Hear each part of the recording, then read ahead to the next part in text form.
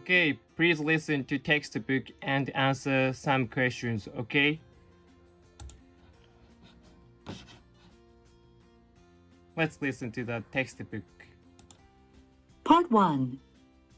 I noticed our family was different from other families when I was a little girl. We weren't following other people's standards. My mother was a classical viola player in an orchestra.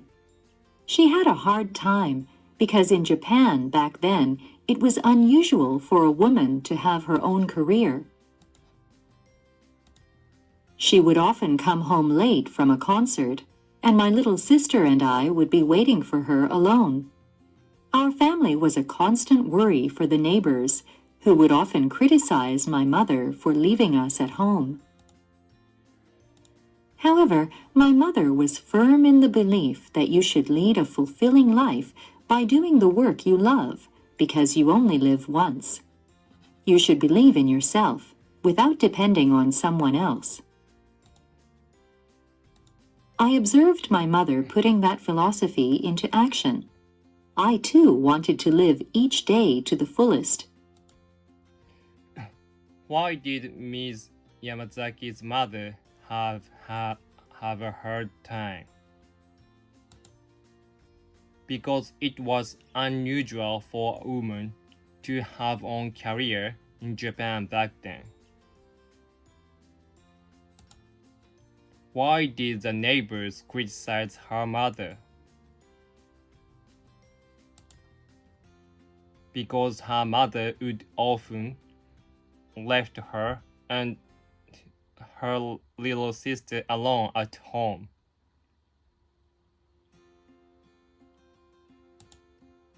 What philosophy did she learn from her mother? She learned that you should lead a fulfilling life by doing the work you love, because you only live once. She learned that you should believe in yourself without depending on someone else. Okay, let's listen to the CD. Textbook. Okay. Part 2. I began to feel out of place at school when I was in junior high school. I was not interested in Japanese pop idol music, which was popular in my class. I had loved reading foreign literature ever since I was a child, but none of my classmates shared my passion. I secretly dreamed of going somewhere where there were people like me who didn't conform. I also had ambitions of becoming a painter. When I was 14, my mother suggested that I travel alone to Europe. She sensed the confusion in my soul and thought that I could learn more from a solo trip abroad than from going to school in Japan. She inspired me to go out of my own little world and travel in different worlds with different values. And so I spent a month journeying alone through Germany and France. I visited musicians who were my mother's old friends and stayed with them. Why did she feel out of place at school? Because she didn't have any friends who had similar interests. Because she has not interested in Japanese pop idol music, which was popular in her class. Because none of her classmates shared her passion for foreign literature. Why did her mother suggest she should go to Europe? Because she sensed the confusion in her daughter's soul and thought that her daughter could learn more from a solo trip abroad than from going to school in Japan. Okay, let's listen to the textbook again, okay? Part 3. My European adventure was a turning point in my life. One day during the trip, I was at a railway station. I noticed that an old man had been doggedly following me. Terrified, I jumped onto the train in an attempt to get away, but he was still chasing me. Wait, young lady, he shouted. He had mistaken me for a runaway and was worried about me. That was my first encounter with my Italian friend Marco. We kept writing to each other after I returned to Japan.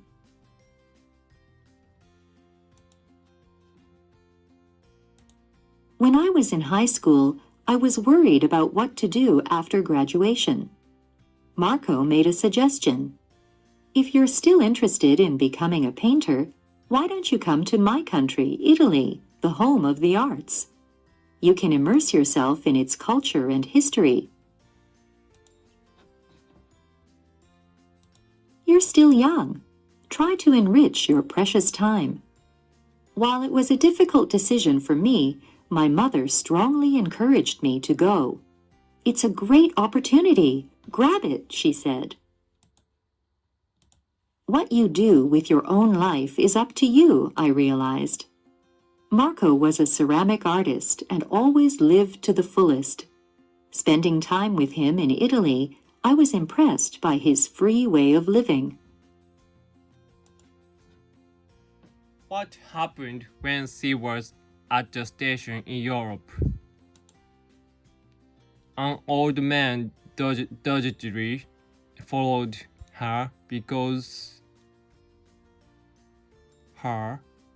she had mistaken her for a runaway and worried about her.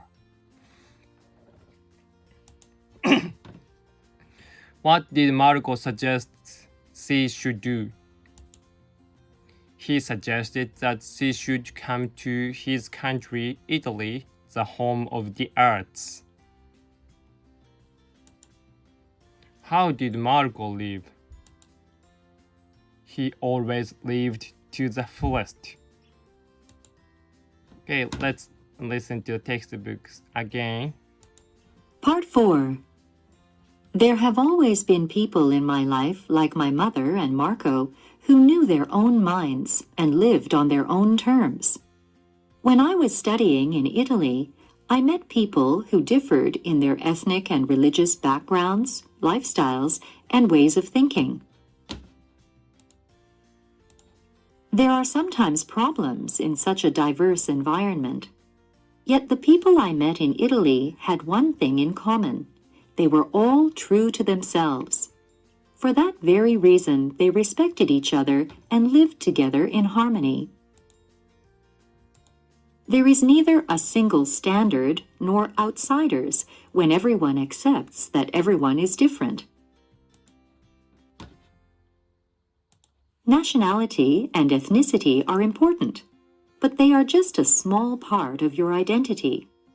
The first thing that I learned when I stepped out from Japan was to accept the diversity of my fellow human beings.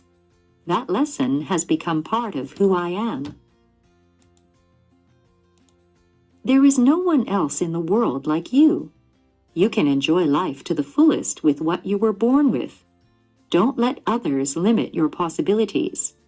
There are an infinite number of paths you can take, and the entire world is your stage. Once you realize that, you will attain true freedom. What kind of people have always been around her? People who knew their own minds and lived on their own terms. Why did the people she met in Italy respect each other and live together in harmony?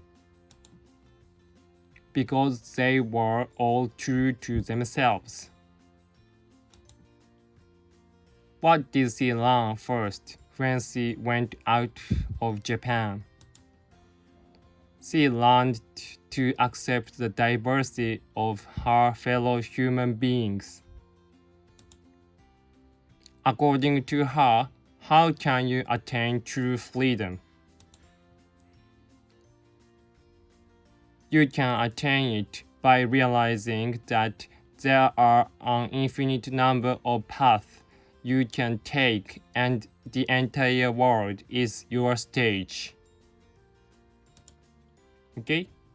See you soon. Goodbye.